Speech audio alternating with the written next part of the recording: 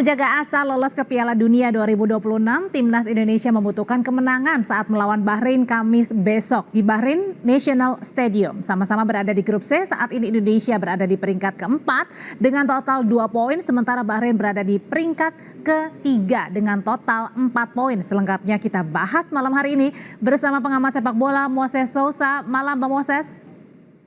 Selamat malam Mbak Audrey, apa kabar? Baik Bang Moses, ini kabarnya sama-sama baik kan ya pasti Bang Moses ya. Tapi ini menghadapi Bahrain nih 2 hari lagi nih. Ini kita harus deg-degan gak sih atau udah pasti nih Indonesia menang nih Mas?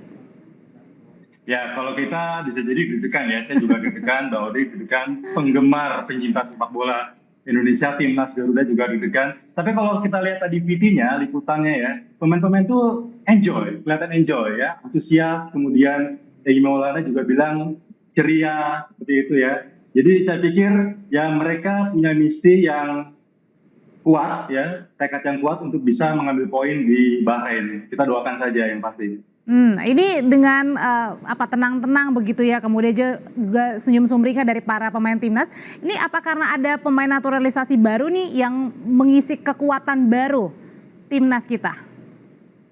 Ya, saya pikir itu salah satu faktor ya. Artinya ada penebalan kekuatan, terutama di sektor belakang yang memang sejauh ini adalah lini yang raportnya bagus ya, permainannya juga bagus, dan ditambah satu di sektor depan ya, di sektor penyerang sayap, Leonardo Rangers. Tapi terlepas dari itu saya pikir memang suasana tim berkat support ya, support sistem yang luar biasa dari federasi kemudian pemerintah ini membuat siapapun yang berada di timnas ya, siapapun itu squad kemudian juga official itu pasti merasa happy gitu, merasa optimis. Dan itu lagi-lagi tadi saya melihat senyum-senyum aja gitu, diperlihatkan di liputan yang sudah Kompas tayangan tadi. Jadi artinya kalau misalnya waktu dulu kita pernah kalah 10-0 ya ini ya saat lawan Bahrain, ini tidak berdampak nih pada penampilan timnas Kamis besok?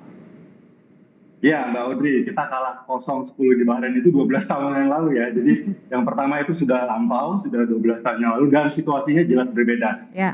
Bahkan kalau kita bicara tahun ini aja ya, situasi di Piala Asia 2023 Januari lalu ya, 2024 ya, dengan saat ini itu sudah berbeda jauh gitu loh. Pada saat Piala Asia 2023 Januari lalu kita belum ada Martin Paes, kita belum ada Jay, kita belum ada Tom Hay, ya. Kemudian sekarang belum ada Hilgert, belum ada Eliano. Jadi situasinya berbeda gitu loh. Jadi bisa jadi ini adalah saatnya kita bisa revenge di kandang Bahrain.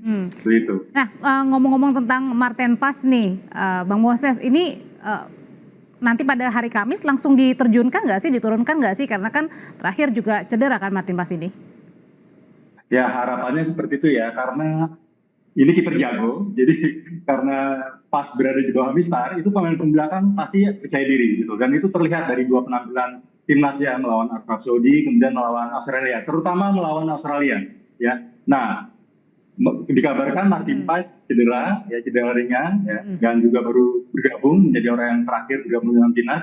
Masih ada waktu 1 hari ya untuk persiapan. Kita harapkan bahwa Martin Paes bisa tampil. Kita semua harapkan bahwa bisa tampil. Nah kalau misalnya kita melihat berkaca kepada terakhir kan Bahrain juga kalah ya melawan Jepang ya Bang Moses ya, 5-0 begitu. Nah kalau misalnya sekarang ini gimana nih kalau kita melihat, apakah kita juga bisa memandang dalam tanda kutip ya sebelah mata bahwa artinya kita pasti akan menang besok melawan Bahrain, atau patut diwaspadai ini?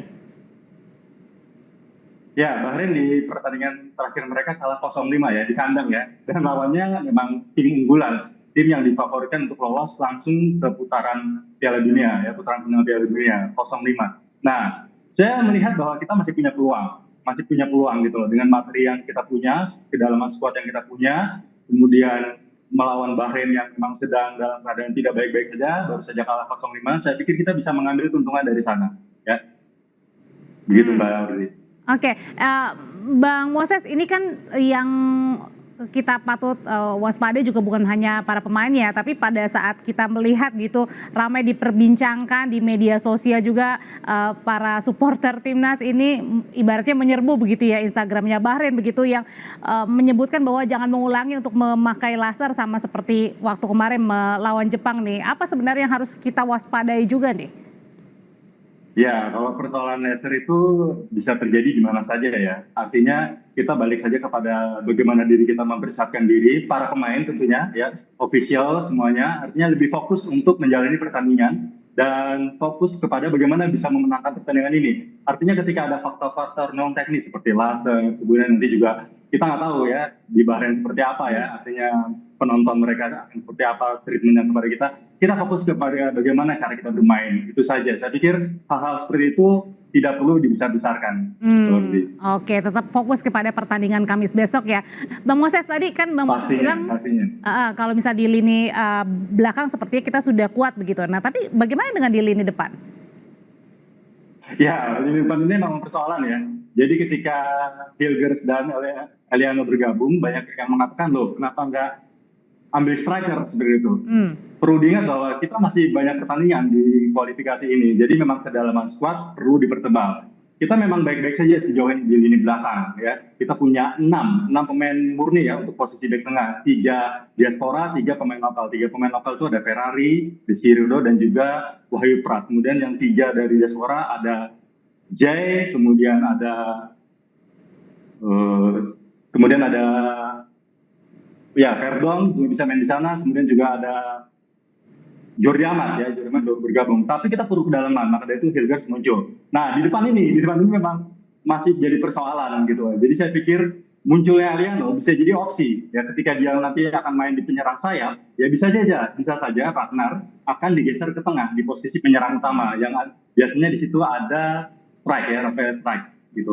Oke, kalau dari pemain Bahrain sendiri ada nggak sih yang patut kita benar-benar waspada nih, siapa pemainnya Bang? Ya, untuk menghadapi Indonesia ini mereka memanggil pemain lama ya, pemain langganan yang tidak bermain di 2 pertandingan sebelumnya. Ada Ismail Abdul Latif ya, ini striker, ini juga perlu diwaspadai, dan juga ada pemain under 17-nya Villarreal ya, under 17-nya Villarreal ada Syed Ahmed Alwade. Ya, saya pikir ini juga harus menjadi kewaspadaan timnas ya. Artinya siapapun ya sebenarnya kalau kita bicara satu pemain ya, kita tidak perlu melihat di sana. Artinya Bahrain secara kolektif mereka bermain di kandang sendiri, ini yang harus menjadi fokus pertandingan kita. Oke, terima kasih pengamat sepak bola Moses Sousa untuk pandangannya pada saat bersiap-siap ini Indonesia melawan Bahrain pada Kamis malam. Terima kasih Bang Moses. Selamat.